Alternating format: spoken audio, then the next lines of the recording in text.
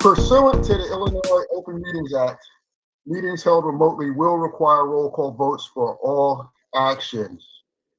Meetings of the Cook County Board and its committees will be held remotely unless and until otherwise noticed due to determination public health emergency exists. With that, I'd like to call the meeting to order. And Madam Secretary, will you please call the roll? Director Harrington? Present. Director Ketting? Present. And Chair Curry?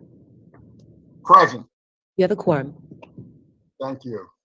The next regular meeting of the Managed Care Committee will be held on Friday, April 21st at 10:30 a.m.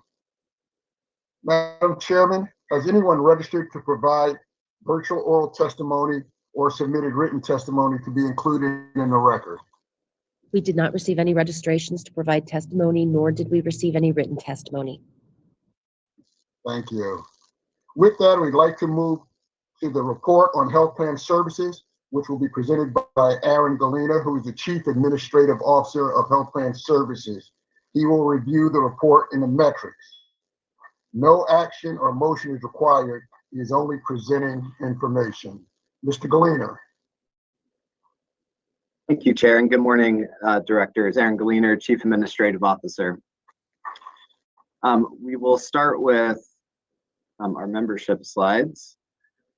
So total membership as of January 5th was up to just shy of 450,000. This is a new all-time high for the health plan, continuing to see month-over-month growth with the continued pause and redetermination.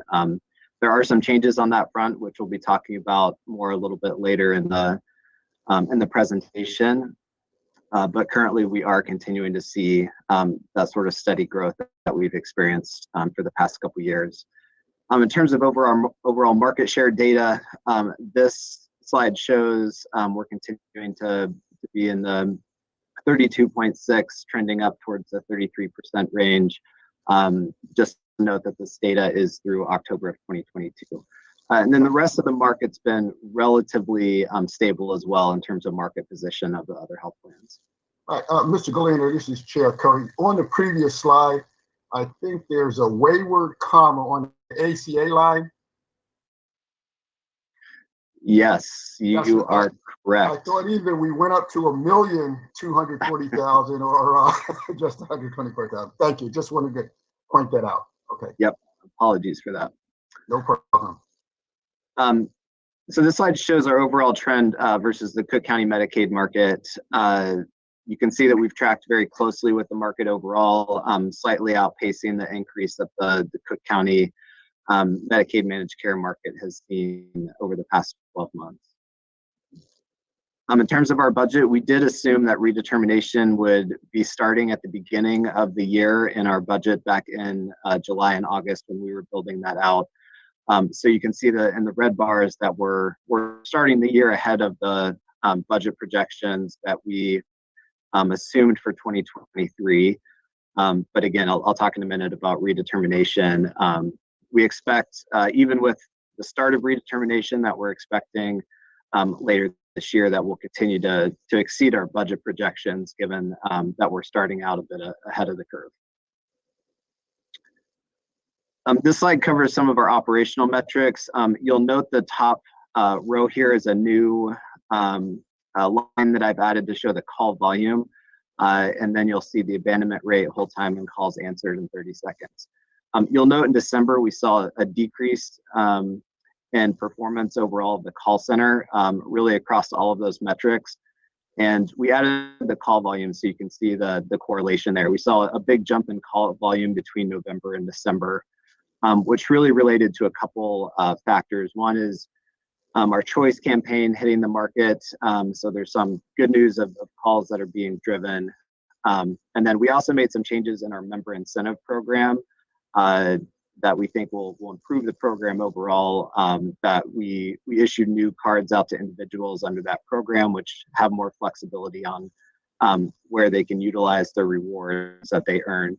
However, that did cause some increases in calls coming into the call center. So This is something we're monitoring very closely, both in terms of staffing and bringing on additional resources, as well as continuing to focus on training within the call center to ensure that we're able to handle calls timely, as well as make sure we're getting the best and most accurate information back out to the members. So this is an area that we'll be continuing to talk about in the coming meetings. This slide shows our inpatient admissions per 1,000. You can see the red bars is the prior period, the blue is our actual experience, and then the light blue is where we're projecting into the future. So overall, this has stayed in a pretty steady trend, which I think is good news. The red bars, which are the prior period at this point, that baseline has sort of come down over the past couple of years. So the comparison of the current period with prior periods at a little bit lower baseline than where we've been historically, which is good news. So I was going to call on Director Keddy. I believe he has his hand raised. Yeah, thank you. Question and a comment. The comments back on the call center, and I just want to underline how important I think that is to get addressed. It has a consumer importance way disproportionate to its actual importance in the sphere of things. It's something that consumers can measure, and they have other experiences to measure it against. And so we just need to get on top of that. Again, these numbers are fine from a substantive point of view. It's just I worry how they're received by our clients. It's frightening to think people might make a choice of healthcare based on that. But, question, what are we hearing from the state about their thoughts about resuming redetermination? yeah, and I think if you can give me a couple more slides, I've got fine. quite a bit of detail around that. It's just such an important issue. Yep, absolutely. So this slide shows our COVID vaccination rates, and so we've added some additional data into the slide based on some of the discussions that we've had with the board in the past. And so there's a lot on this slide, but before I start talking through the data, I just wanted to make a couple contextual comments.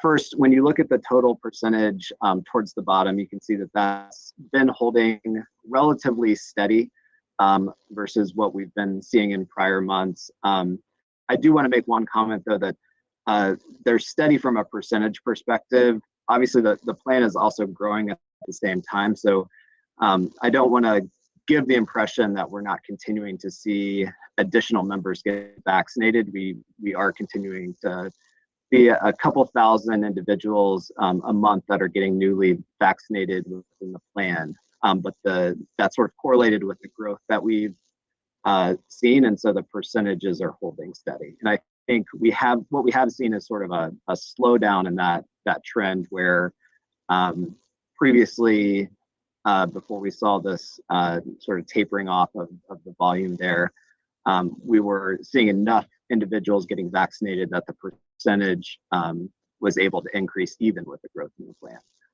So I just wanted to make that comment. And then the other thing that we've added in here is the CDC benchmark data.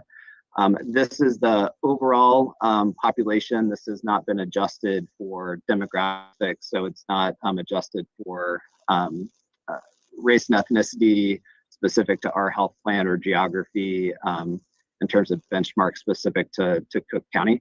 But we did want to add something here to provide a little more of a comparison with what we see in the COVID vaccination rates.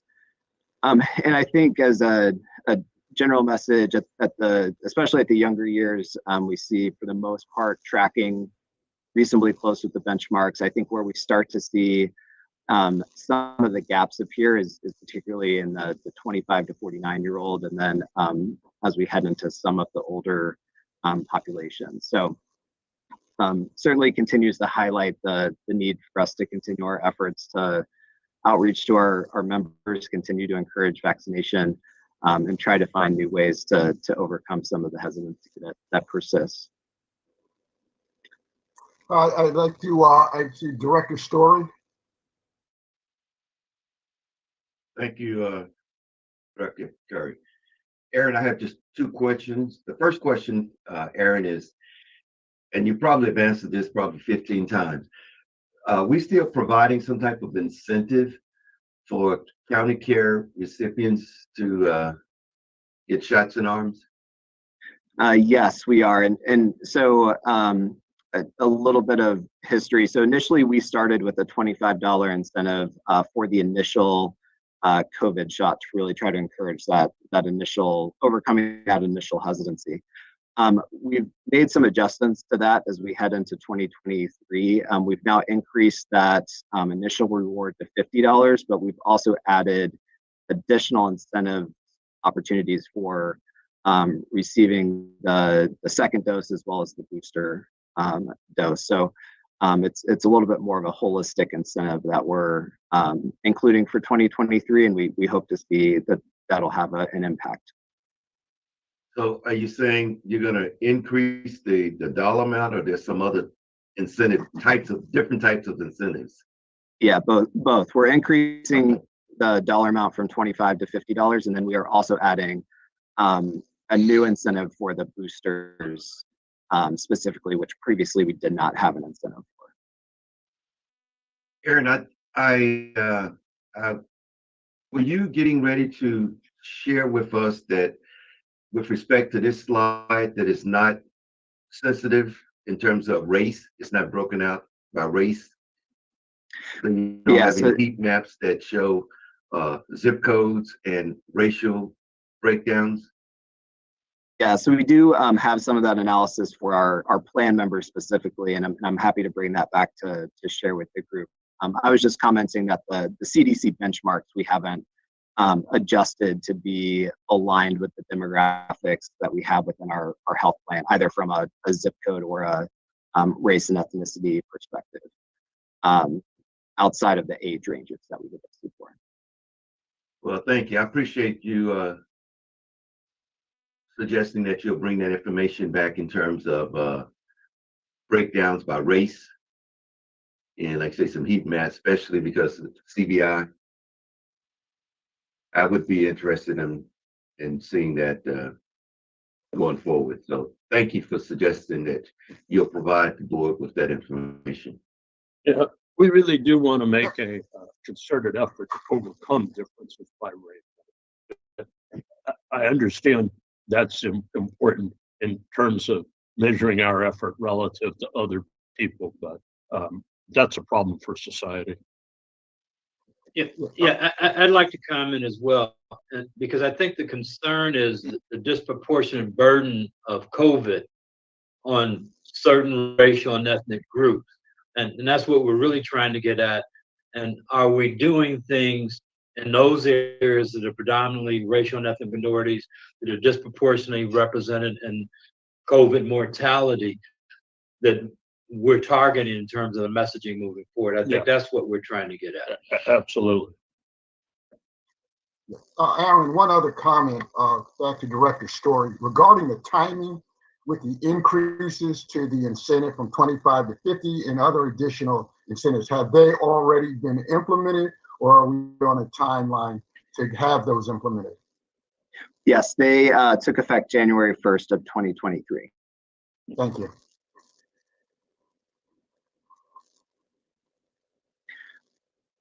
This slide shows our claims payments trends overall.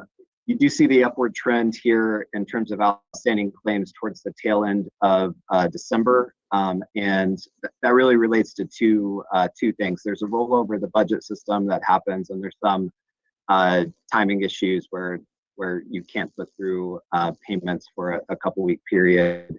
And then there's also an update that happens with the contract loads as we head into the new fiscal year. So those processes and approvals have been worked through, and we're working to push out quite a bit of claim payments over the next couple of weeks to bring this trend back down.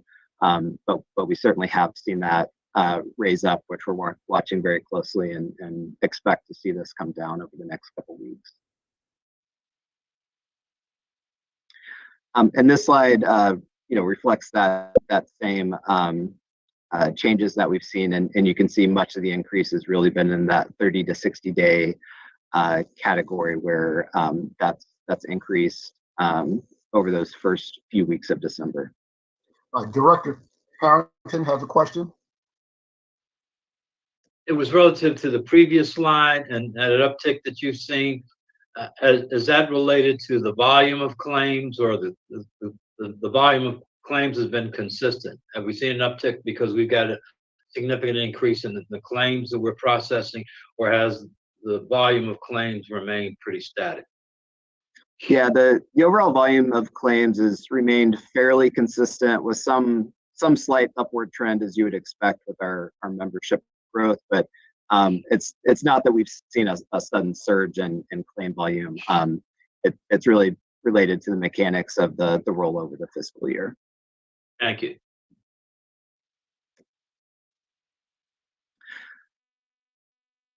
Okay, so heading into our redetermination discussion. So federal legislation that was passed at the end of December and the omnibus decoupled the public health emergency and the continuous enrollment requirements within the state's Medicaid program. So as a result of that legislation, a date was set where redeterminations would begin, really not just in Illinois, but nationwide. So as of April of this year, we will see that redeterminations will start to be mailed out to members. There's a 60-day window for members to submit their information back, and we would expect the first coverage losses that we would see would happen right at the end of June into July, being the first month that an individual could lose coverage. So just in terms of in terms of expectations, roughly we're expecting about 1/12 of our population will go through that redetermination process each month. The state has planned to sort of spread that out, so it's not that everyone's going through that process in April. It's phased out over the course of 12 months. So of course, 1/12 of our population is still a very significant number of individuals, potentially more than 40,000 in a given month will be getting their redetermination forms. Some subset of that population will go through a slightly expedited redetermination process because they qualify for other forms of assistance, such as SNAP benefits, which expedites the re-enrollment for Medicaid coverage. So we expect 35 to 40% of the individuals who would be up for redetermination will more or less be automatically renewed and retained in the plan, but the remaining 60% would continue to have to go through the redetermination process and fill out the forms to maintain coverage. And as I mentioned earlier, the budget anticipated redeterminations would start at the beginning of this year. So we're a little bit ahead from a budget perspective, but again, redetermination is such a large issue in terms of what we'll see impacts on in membership as we head into the second half of this year. So in terms of what we are planning to assist members with redeterminations, which is going to be a very significant effort for us across the plan and across our provider partners heading into the rest of this year. So the initial phases, which we've been working on over the past year, is to continue to work with members and the state to get updated information to the state so that those forms can get sent out to the correct address. And that individuals can make sure they receive those forms and have the ability to fill them out, regardless of if they've moved or changed addresses. So a lot of our current efforts and campaigns have been focused on that piece specifically. And then as we get the list of members each month that's up for redetermination, there'll be a series of items that we go through to work with those members to get those redetermination forms filled out. And this slide is really just showing that it's a multi-pronged multi-pronged effort really across all of the different areas of the health plan, as well as our provider community that we'll be working with. So as those lists come in, we'll be sharing those back with providers to say, here's the list of members that you have up for redetermination this month, so that as they come into their clinics, they can capture and talk to those individuals.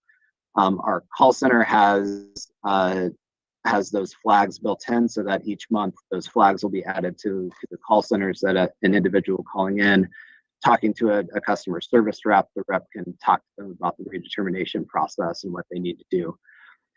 Within Cook County Health, there is the Medicaid Application Assistance Center. So there's some limitations in terms of what we can do on the health plan side, but as a provider, Cook County Health can do direct assistance with actually filling out the form and doing the application processing on their behalf. So a lot of our outreach also pushes individuals that need additional support to those application assisters that we have at Cook County Health, which I think is a key advantage that we have to be able to leverage that versus some of the other MCOs.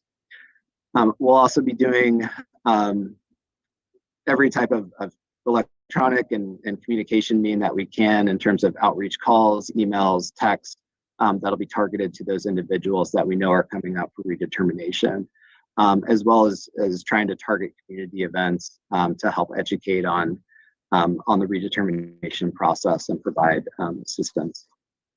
Our care management. Aaron, I'm sorry. I know you're going through this at breakneck speed. I was trying to stay up with you.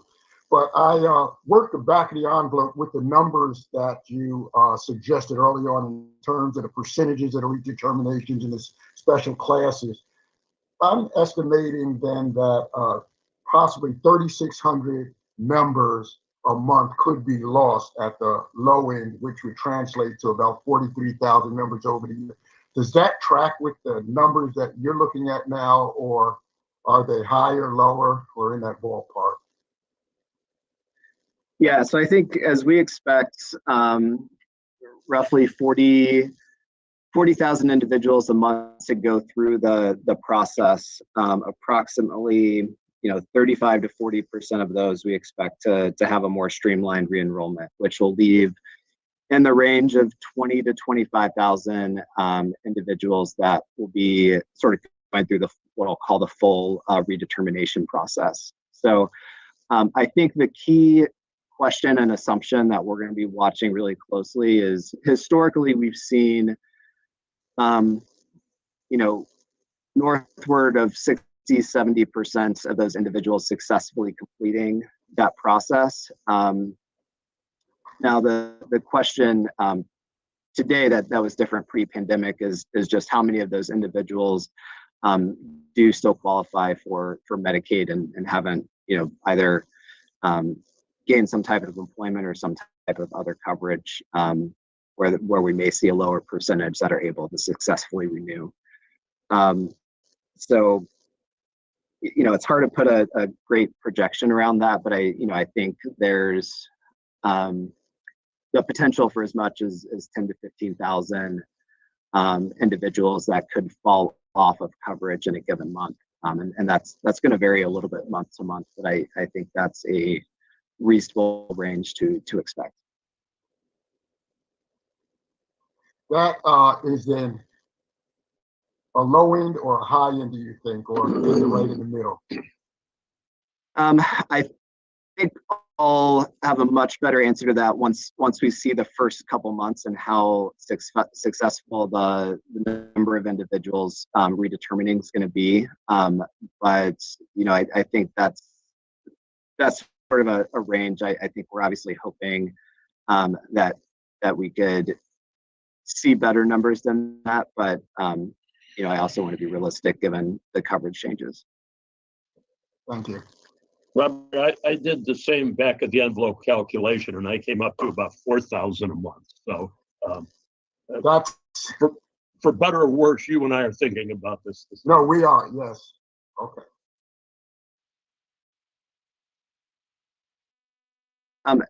So in addition to some of the provider network efforts that we have, we're also flagging this for our care management entities, so that anytime a member is interacting with the care manager knows that that member's up for redetermination and can again provide that that education to the member. Our pharmacy benefit manager will have that information so that as individuals go to pick up scripts, they'll get information regarding their redetermination as well at the point of sale. And then we're also looking and working through partnerships with other community organizations, schools like Chicago Public Schools, where we can provide some of that information through those community-based organizations as well. And then, of course, we've also got marketing and social media campaigns that are more broad education to provide that information out as widely as possible. And then just general training across all of our staff, and as well as any provider staff that have an interest in learning more, that we can share information on the process and what can be done to support members as this comes out.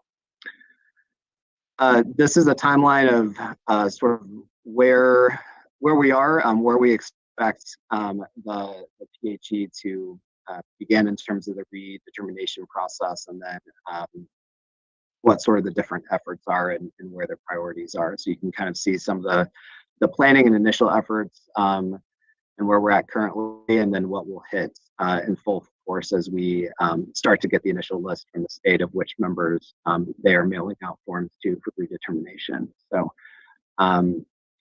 all of this will be really ramping up into high gear over the next couple months. Director Harrington? Yeah, I have a question, because we've really been talking about the impact of redetermination on county care, but it also has an impact upon the people that will lose their coverage. So what happens to people that are deemed ineligible? I mean, because ultimately they could go to the county for care, because we are a safety net hospital. I mean, I guess we could provide care, but what happens to them?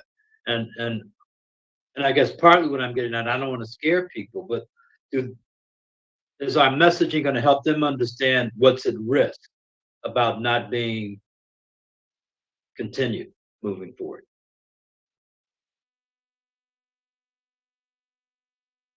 Yeah, absolutely. I think coverage is the first key to continued access to healthcare, right? And so it's definitely a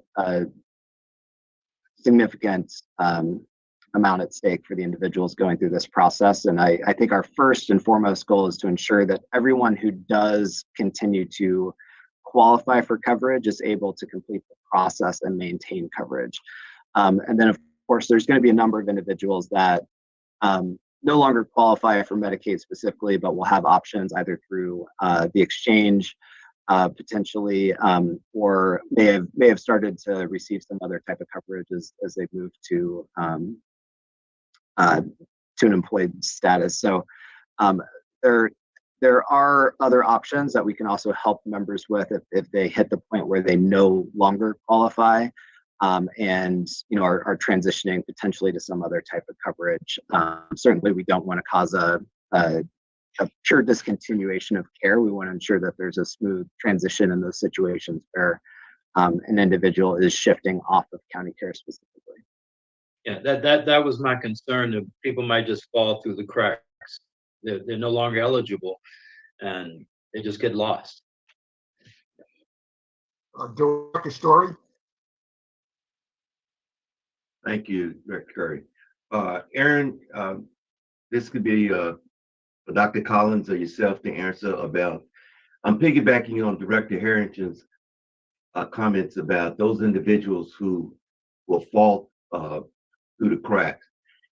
Will we be able to, or are you allowed to do this, to like maybe provide them with a surplus of their meds if that patient population, if we identify those who are going to fall between the cracks?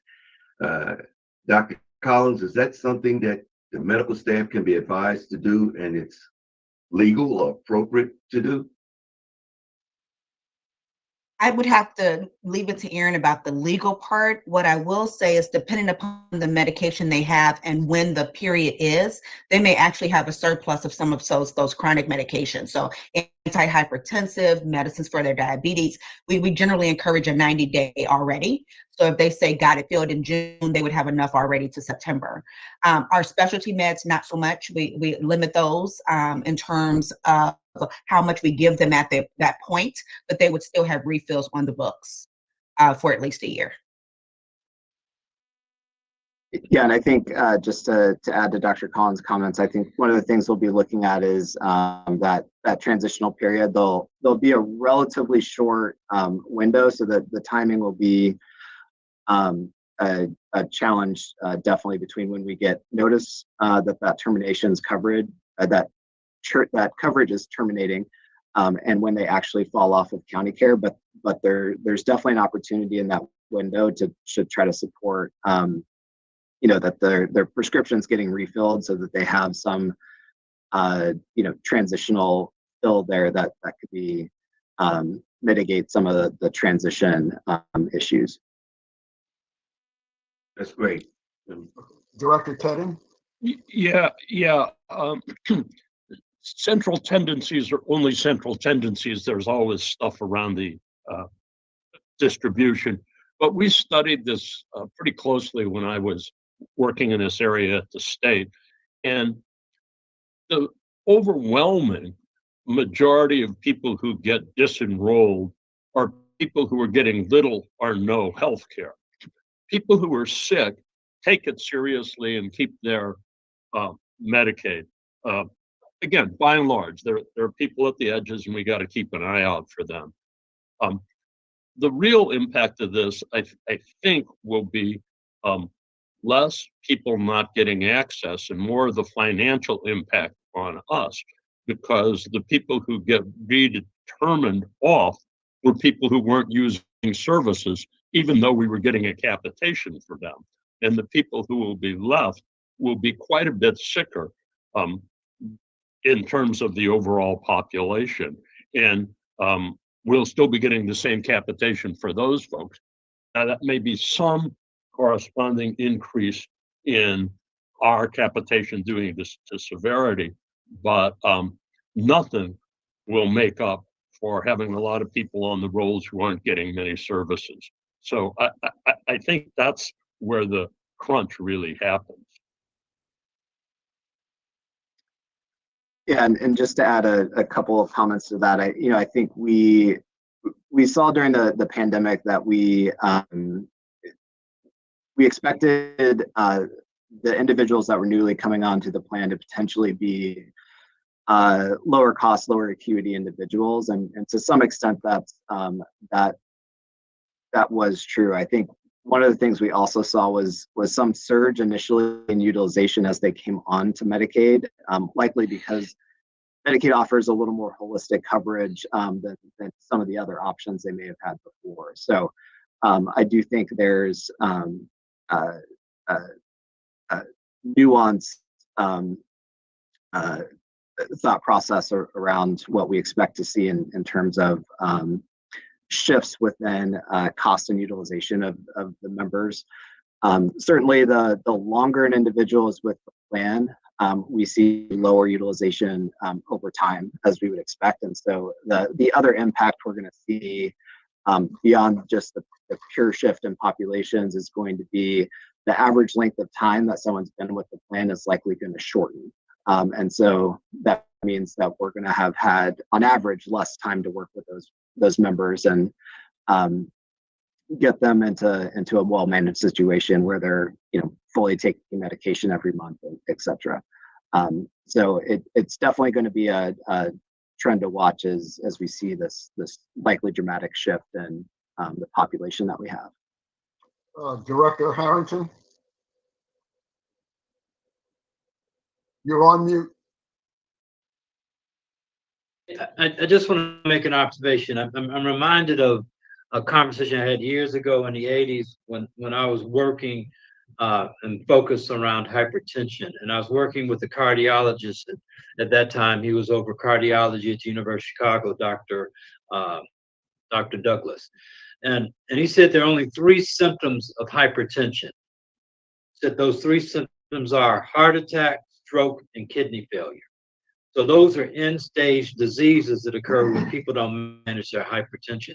And I understand there are people that are not utilizing the system, but we may want to make sure that people know what not getting routine health care could lead to long-term, because we may not be paying for the interim when they don't have that event, but we'll pay a lot more on the back end when they need dialysis, they need coronary bypass, and they need other things. So we probably need to approach this from the standpoint, yeah, we probably will lose those people that are not utilizing healthcare, but we still need to think about, and maybe that's the public health approach or a population focused approach. How do we get people to understand that not utilizing healthcare, while you may be saving money, you could be in the long term risking something more severe? Joe, that's absolutely correct. And this is the real power of the Cook County health system. And what I'm going to miss being associated with is that we have the public health and the managed care can work together on this, because you're 100% on target.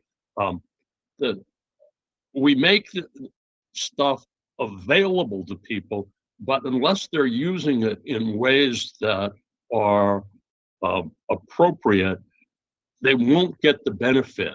And so filling in that middle space is, it just couldn't be more important. So keep beating on that. I would agree with both of you. And just to provide a little bit of context behind that, that's sort of what we've started doing over the last few years. I think everybody's heard we have our self-management program around hypertension, diabetes, and asthma to really do exactly that. Empower the member to know these are your numbers, these are where your numbers should be, this is what you can do, and if you don't do that, that will be what happens. We're also implementing currently now a kidney vendor, because we'd like to catch those members at 1, 2, or 3 and not have to end up paying for dialysis. So totally 100% agree. Want to get to less transactional care and more preventative care. Yeah, one of the things that strikes me as interesting, which I understand, but most people don't, why are there so many dialysis centers in the Black community? People say, I wonder why all of a sudden we have all these dialysis centers in the Black community. That's because there is money to be made, because you have so many people that have not taken care of their health and now they need dialysis. Just a comment that I'd like to say, based on the hypothesis that Director Hayden mentioned, it looks like it's been demonstrated already that these are truisms in terms of what we would expect with these shifts in membership and the changes that are going to occur. So stepping up some of the collaboration efforts to take place between the health plan and the public health itself seem to be paramount, and something that we can anticipate coming this way. So actions would be appropriate early on, not down the road. So we may want to start taking a look at some actions or planned activities around these things earlier rather than later. It sounds like we know it's coming. We certainly don't want a tsunami to arrive here at that point in time. So let's assume, in my view, this hypothesis will stand, demonstrated that these effects and negative effects that could occur are coming our way, and we really want to be on top of those things.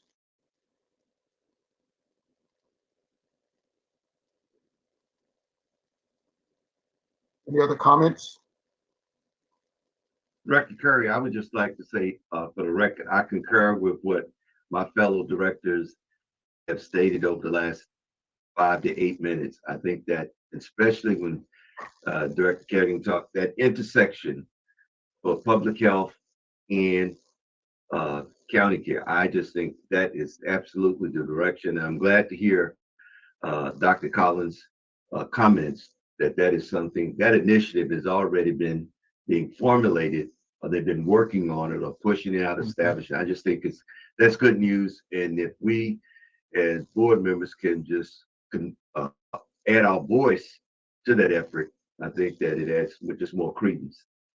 Because when Director Harrington talks about, we all see it, all these dialysis centers in Black and brown communities. And I don't know where there's one in Schaumburg.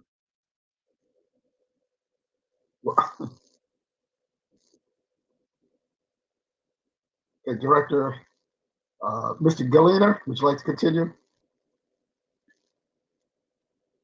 So that for the most part wraps up our redetermination discussion, but certainly we'll be talking about this throughout the year and bringing back more and more information as we get the initial sense of what the success rate of redetermination looks like for our population and what shifts we're seeing.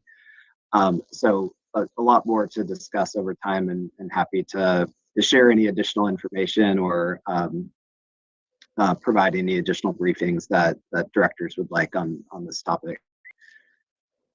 So shifting gears a little bit into our next strategy domain of fiscal resilience, just wanted to provide an update and summary on what success and what we're looking forward to from 2022 into 2023. So just a reminder, we call this our medical cost action plan process within the health plan, where we identify various initiatives and assign owners. So over the course of 2022, we've been able to execute on over 60 million in savings initiatives. Some of those largest initiatives include changes that we've made from a PBM perspective, from rate impacts we've had with the state, from how we've made adjustments to some of our network contracting, as well as RFPing. Really, we went through a process to RFP our largest contracts over the course of the past year, from PBM to TPA to care management. And of course, we continue to work closely with our compliance team on fraud, waste, abuse, and mismanagement reviews and recoveries. So the table below just shows some of the impacts from, in particular, some of the contract changes and adjustments that we've made over the past year. And I think we've been very successful in sort of executing on these initiatives.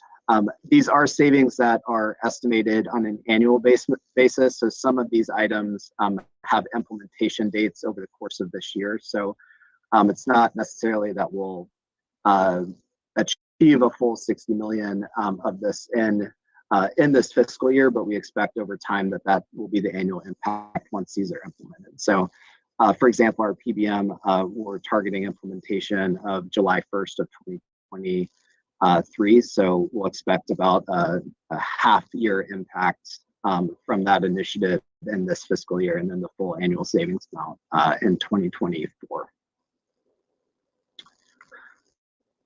So as we look forward to 2023, we are continuing to focus on the various cost strategies. So we have a summary here of what those main areas are and what we are going to continue to focus on. So across pharmacy, across helping individuals enroll in Social Security benefits, which helps them move to a different rate cell within the plan, which also increases revenue to the plan, and also giving individuals supplemental income.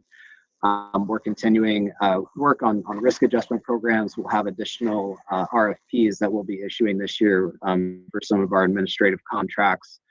An example of that will be our transportation vendor.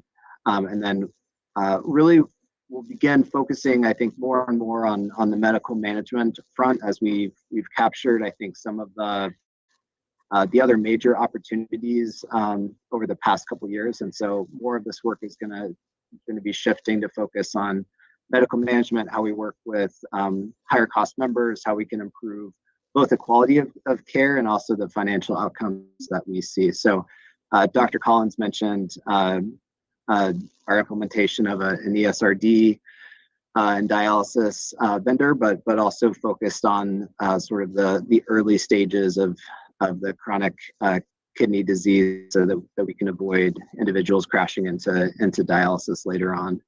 And then we'll continue our compliance work and our work with our network overall to both look at rates across the network, but also moving more to value-based care contracts, sharing risk with providers, and moving to more have performance-based and incentive-based contracting that's really focused around quality outcomes and how we better manage populations overall within our plan. So Aaron, a question then. I'm making an assumption with these areas of focus, especially in the area of network and some of medical management. Embedded in that would be a goal or a target to increase the domestic spend within the plan itself, where we know now many of those dollars are contracted out. Any particular initiatives that will be taken that would begin moving that needle that would increase domestic spend? And also in the area of benefits to the members themselves. You've alluded to some of that with incentives, specifically to COVID, but some of the flex card benefits or other things we may offer to members now. Yeah, so maybe to take your second question first. So we have done a review of our incentive program over the past year, and so we've made several changes in terms of incentivizing different quality activities that we want members to undertake. So mammograms, colonoscopies, for example. So we've either increased or added incentives and those type of areas. We've also increased, maybe the most important of engaging for that initial visit with your PCP. And a lot of our efforts are going to be focused towards outreach and getting individuals that haven't historically connected with their PCP engaged in that care. And then another really high priority area that will be under this medical management space is going to be behavioral health. I think both from trying to expand access and lower readmissions, but that's going to be a key focus area for us over the course of 2023. And then in terms of utilization of Cook County Health as a provider by county care members, I think there's a number of areas of opportunity that provide really opportunities for members who can receive better access at CCH, especially I think in certain specialty areas where access more broadly in the market is potentially challenging. And another area that I think will be a continued focus is likely pharmacy. CCH has a mail order pharmacy is one example. And mail order is something that we, I think in the past have not fully leveraged, but I think CCH also owning a mail order pharmacy provides us some ways to give members a more convenient experience and better access to their medications. And so I think there's a number of opportunities where we can help meet some of the needs of the members while also seeing higher utilization of CCH services.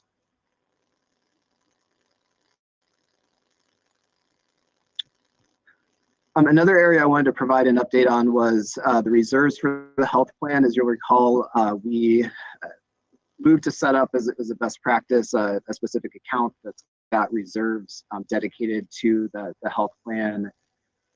This initially occurred in 2022, and we've been focused on increasing those reserves over time. So we ended 2022 at 100 million. That was in that reserve amount, and based on some actuarial analysis, our longer term target is to build those reserves closer to the 125 to 150 million range. And that'll vary a little bit depending on what the total membership within the plan is. But we are targeting to get to 150 million over the course of 2023, which I think we would view as sort of fully reserved at that point, appropriately reserved based on actuarial analysis, so that we can handle any potential swings that we see in experience versus what we would typically expect. And then another area I wanted to provide an update on was our overall BEP spend. So this is BEP standing for business enterprise program with the state, which is the state's minority business and women-owned business contracting program.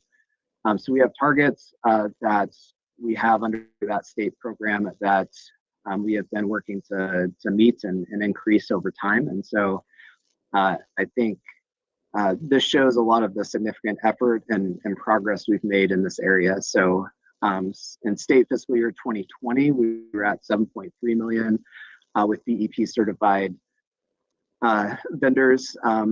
When that has increased steadily to where in state fiscal year 2022, we hit 38 million overall for that state fiscal year versus our targets that year of 28 million. So you can see in 2020 and 2021, we were running under what those targets were. And now in 2022, we've moved to significantly exceeding that. And as we look forward to 2023, we're continuing to find new ways to engage with BEP vendors and providers. And we expect that we'll see these continue to increase over the course of the next year as well.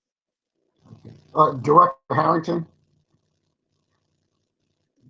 My question goes back to the reserves, and I saw the amounts and the numbers, but I'm not, is there a recommended amount of reserve for a health plan of our size? I mean, where are we relative to what is the amount we should have? I don't know. It seems like a lot of money to me. Anytime you get over, get to 100 million, I mean, it seems like it's a large number. So what should we have? Are we where we need to be? And do we have more money than we should? I mean, yeah, so the longer term target, both based on industry standards. So for example, the Department of Insurance has a formula that health plans who are typically licensed by the Department of Insurance have to meet. So we've looked both at that as well as had our actuaries perform an analysis based on our size, the level of premiums we have, and the target that sort of between those two formulas that we've come up with is a target of 125 to 150 million. okay. And that, that could go higher if our membership grows, and that would come down a little bit if our membership were to decrease. Thank you. Yeah, I would just add to that, Director Harrington, that I would concur that using the Department of Insurance's benchmark as a starting place is certainly a solid way to estimate the types of reserve that need to be on hand. And with some modification with the outside analysts setting these targets, it feels like we're in a pretty good space, a pretty solid space. You can never not have enough dollars set aside for the things that you may not anticipate later on. So. I think in layman's terms, that's a rainy day fund. Yes.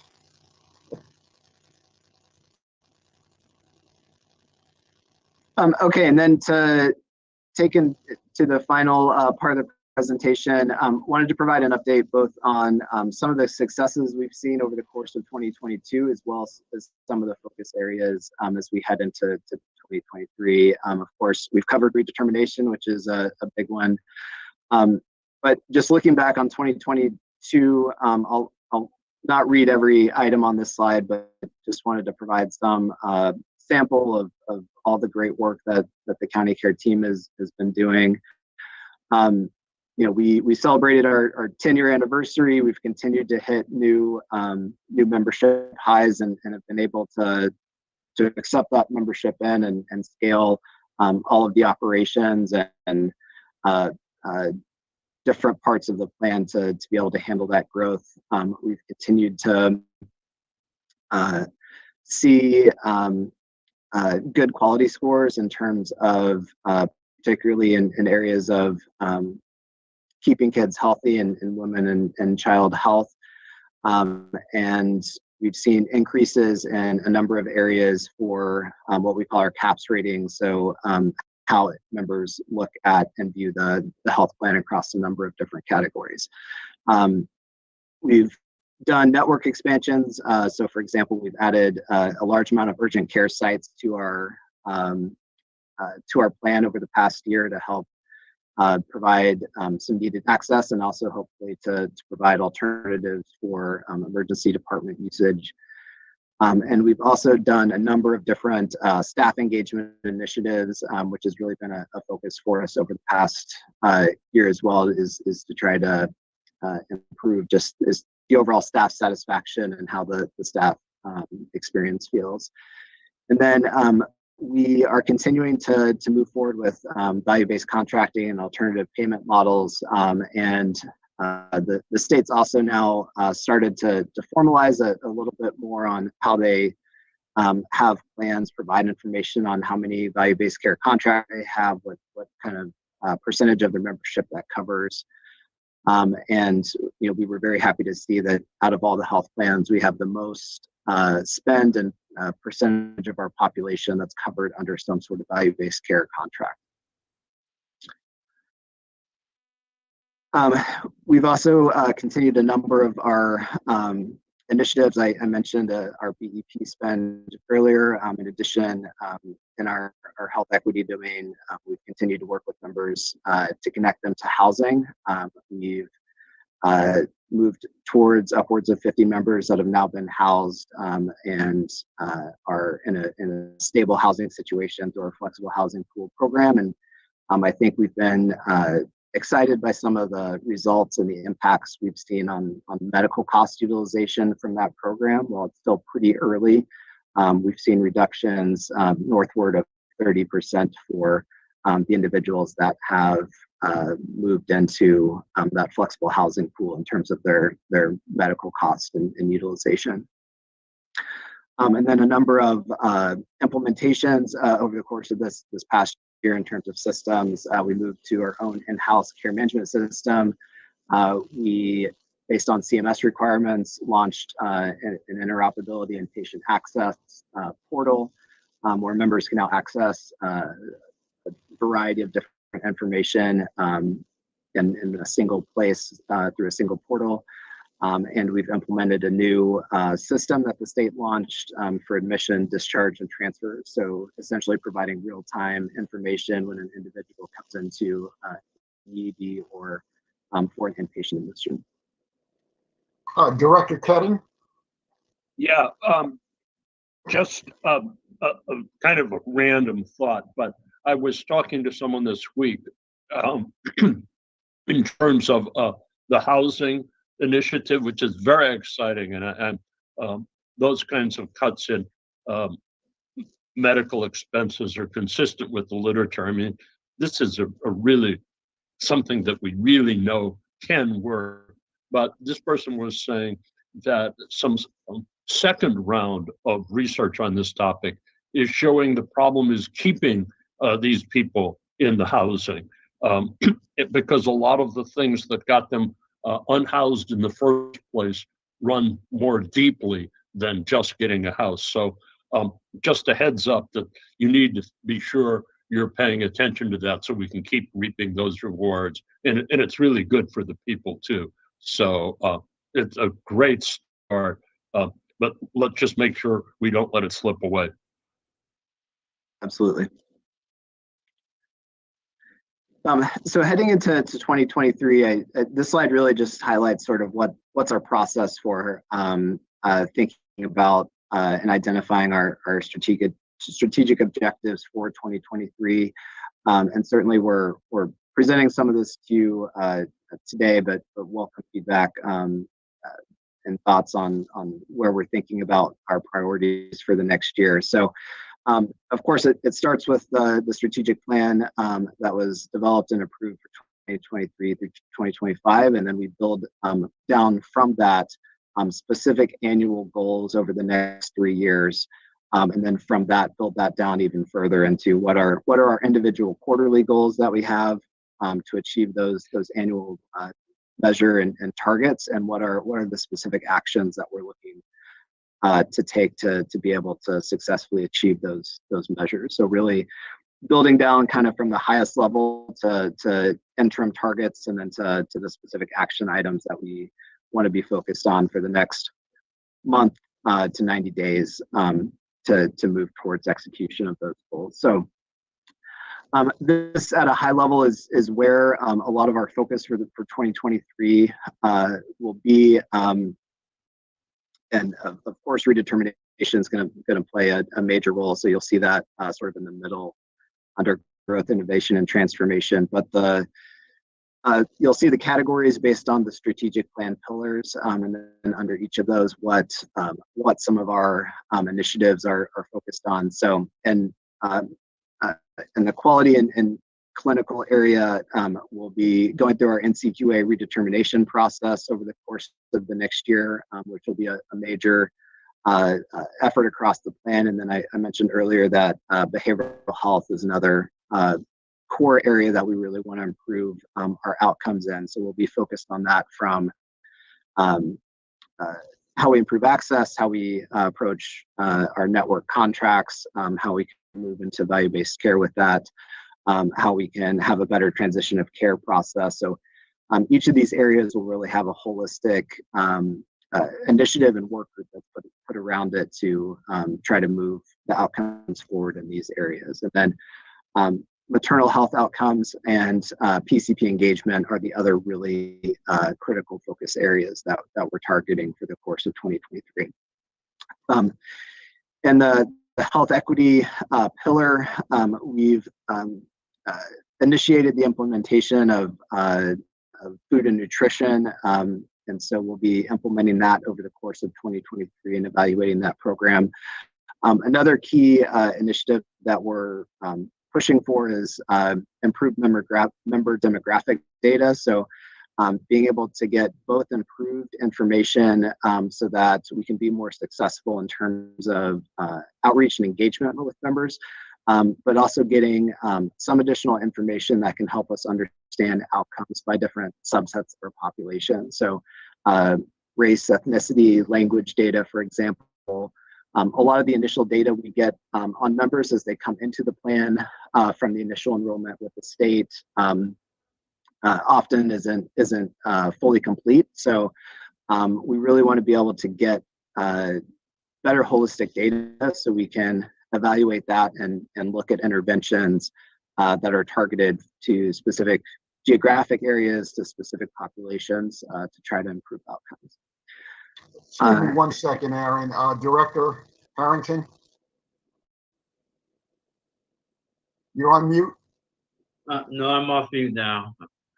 I was trying to lower my hand, then erase, then take myself off mute. Yeah, as I listened to you, the previous slide and this slide, particularly the one now where we're looking at this bucket: health equity, community health, and integration. There's a clear intersect between that and public health. And I know that the Cook County Department of Public Health has a strategic plan. I don't know if the health system, because you're talking about strategy and initiatives, if there's a plan, if there are opportunities for intersect between the plan that the county has moving forward, Cook County Department of Public Health, and the health system, particularly around this area of health equity, community health, and integration. Speaks to maybe a clearer role or a stronger relationship between the work that public health is doing and some of the things you're attempting to do. Now, the one caveat, I guess, is when we talk about Cook County Department of Public Health, it's only the health department for suburban Cook County. So there may be a need or an opportunity to actually talk to the city, because many of our members live in the city, who also have a plan and may be able to help us with this one area here. Yes, absolutely. And I think to your point, I think I can speak for Dr. Hasbrook and myself. I know we've had a couple of conversations on this already about how can we better leverage the combination of assets and resources we have in our respective areas to try to improve some of these outcomes. So I think we're both very interested in how can we find better ways to partner and leverage some of those opportunities. So I completely agree that that's an area of opportunity and something I'm very optimistic about going forward. Yeah, and I understand that. I know the city, and I think the Cook County Department of Public Health is now doing a behavioral risk factor surveillance survey similar to what the city is doing. So they may have data available about the population in general that may be helpful as you make decisions moving forward as well.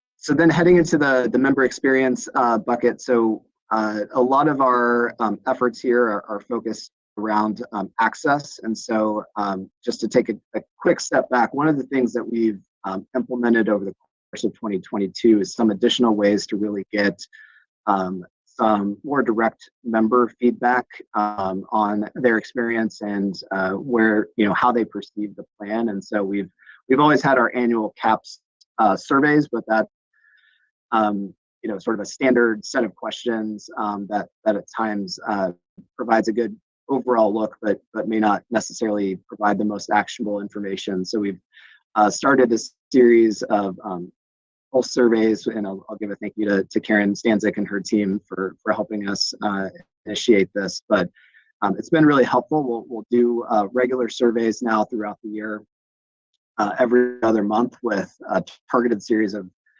questions where we can go deeper on topics. Then we also have a set of standard questions on their experience across different areas. So how they feel about our transportation benefits or dental benefits.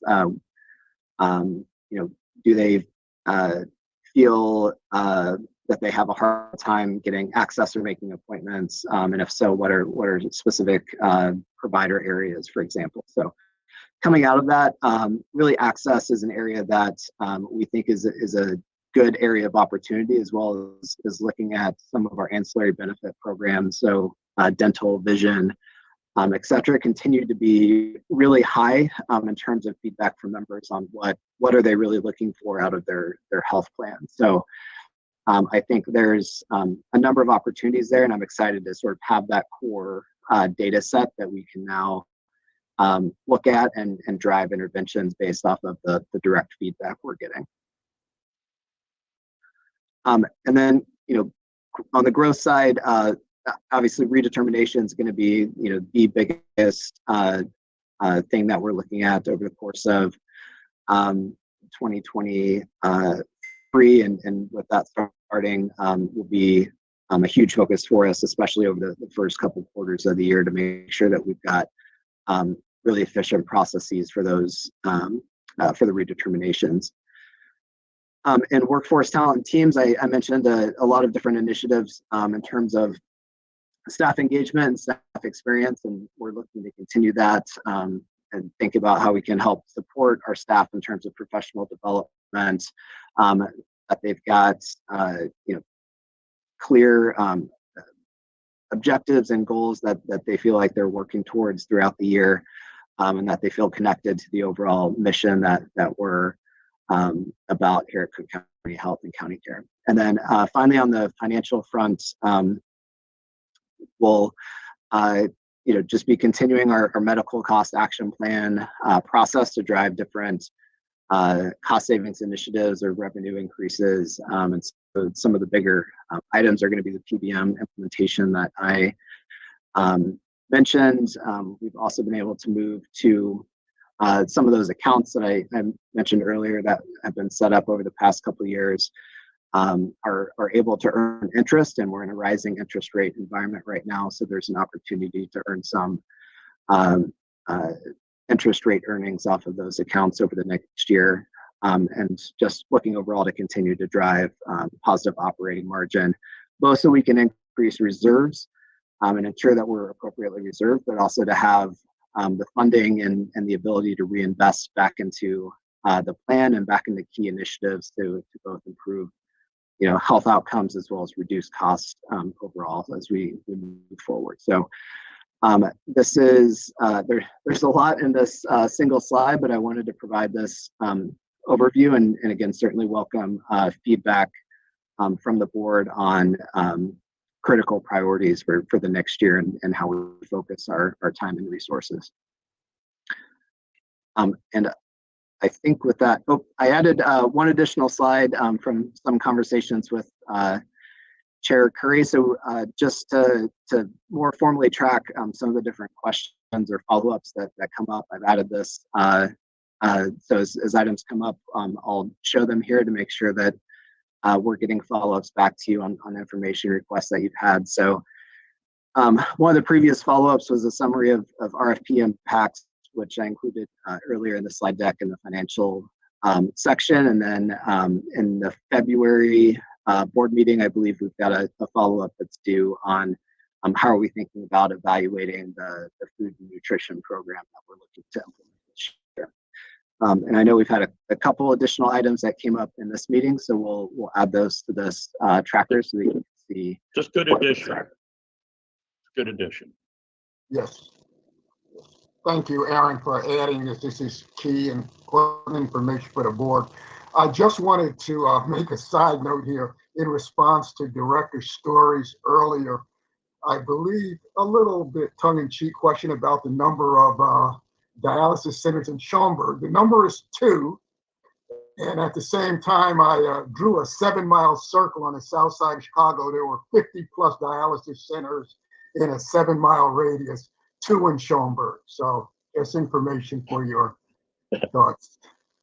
Always good to back up our perceptions with real facts. Well, Mike, you know me, I've been doing this a long time. Yes, it's very indeed. important that we know what the reality is, yes. And that nails it. Thank you, Director Curry. Anytime. I know where not to go to seek in-state No. renal disease care. Okay, any other questions for Director, for Mr. Galino? I just want to thank him for his patience. I know we peppered him with a lot of questions, so he was unflappable and he responded, and I appreciate that. It gives him another opportunity to show how on top of things he in fact is. Yeah, And that we appreciate. Okay. Thank you, Aaron. Thank you. Great job. Okay, Great that update. ends the report. So at this time, I'd like to consider any action items that we have and whether there were any corrections that needed to be made to the October 24th, 2022 minutes.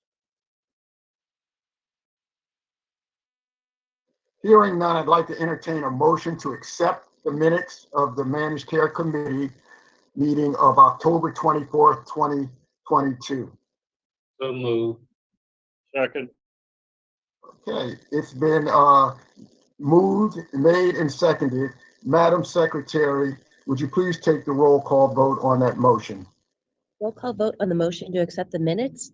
Aye or nay, Director Harrington, Aye. Director Ketting, Aye. and Chair Curry.